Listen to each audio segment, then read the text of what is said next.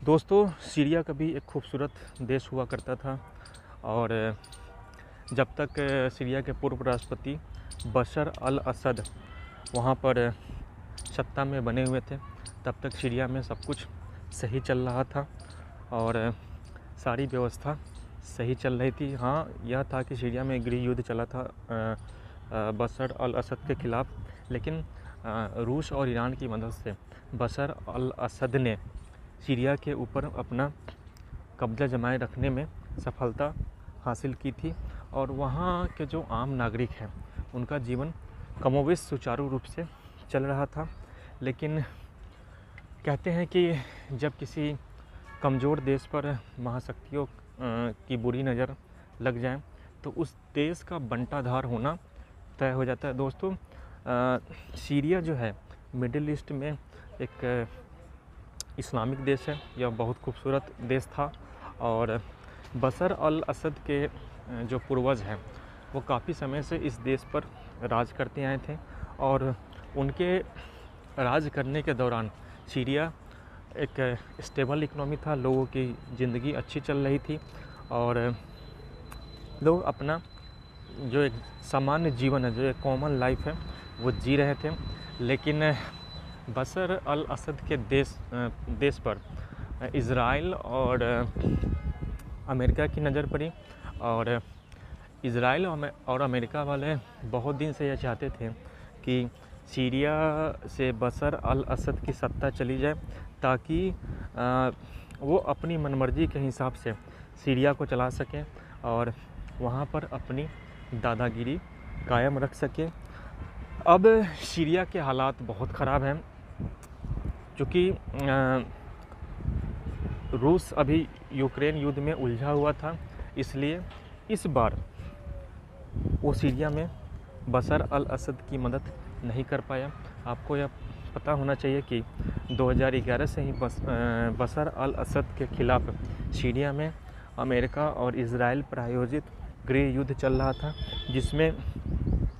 बहुत सारे फ्रैक्शन थे जो सीरिया के विभिन्न इलाकों पर कब्ज़ा जमाए हुए थे। कोई किसी इलाके पर कब्ज़ा जमा के बैठा हुआ है, कोई किसी इलाके पर कब्ज़ा जमा के बैठा हुआ है और बशर अल असद का पूरा ध्यान देश के विकास के बजाय देश के इलाकों पर अपना कंट्रोल जमाए रखने में होता था। दोस्तों, मैं यह नहीं कह रहा कि बशर अल असद का कार्यकाल पूरी तरीके से राम राज्य था, वहाँ पर कोई गड़बड़ी नहीं थी, वहाँ पर प्रॉब्लम्स थी, लेकिन किसी भी देश को स्थिर रखने के लिए वहाँ पर एक मजबूत सेंट्रल गवर्नमेंट की ज़रूरत होती है, जिसका काम बशर अल असद बखूबी कर रहे थे। अगर आप किसी देश की सरकार को सत्ता से हटा देंगे और वहाँ पर उस सरकार की जगह लेने के लिए कोई शक्तिशाली पार्टी या शक्तिशाली नेता नहीं होता, तो अराजक तत्व उत्पन्न होते हैं और उस देश पर कब्ज़ा कर लेते हैं। अभी की सीरिया का हाल बहुत बुरा है। अभी जो विद्रोह हुआ था उसके वजह से बशर अल असद सीरिया छोड़कर भाग चुके हैं। उन्होंने रूस में शरण ली है और एक आतंकवादी दल का मुखिया अभी सीरिया का राष्ट्रपति बना हुआ है, जो चुन कर सीरिया में रहने वाले अल्पसंख्यकों का सफाया कर रहा है। इन दिनों सीरिया से कई डिस्टर्बिंग वीडियो सामने आ रही है, जिसमें जो अभी के जो राष्ट्रपति हैं, अभी का जो संगठन है जो सीरिया के सत्ता पर काबिज है, उस संगठन के जो सैनिक हैं सीरिया में रहने वाले मुस्लिम धर्म के ही अन्य सेक्शंस के लोगों को, ईसाइयों को, या सामान्य भाषा में कहें तो अल्पसंख्यकों को चुन कर मार रहा है। एक रिपोर्ट के अनुसार अभी तक करीब 1500 लोगों को गोलियों से भून दिया गया है और इस आतंकवादी कार्रवाई से वहाँ रह रहे लोगों में डर फैला हुआ है, लोग कुछ बोल नहीं रहे हैं। दोस्तों, सीरिया एक महत्वपूर्ण देश है और इस देश में आम लोगों का इस तरीके से कत्लेआम होना बहुत ही दुखद है। लेकिन दुख की बात यह है कि पूरी वर्ल्ड मीडिया, विश्व बिरादरी और विश्व के मानवता के ठेकेदार लोग इस मामले पर चुप्पी साधे हुए हैं। सीरिया के आम लोगों की ह्यूमन राइट्स का उल्लंघन हो रहा है, लेकिन कोई भी मीडिया वाला